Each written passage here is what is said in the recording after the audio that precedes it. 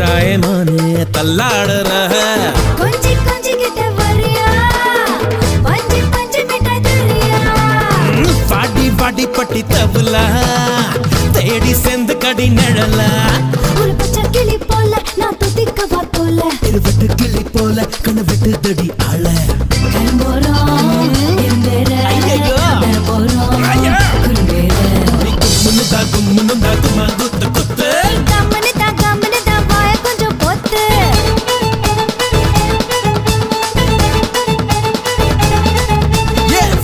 வச்சிக்க வா இடுப்புல இந்த பச்சை கிளி சுத்துது ஏன் இருக்குல்ல ஏ சுத்திக்க வா சுருக்குல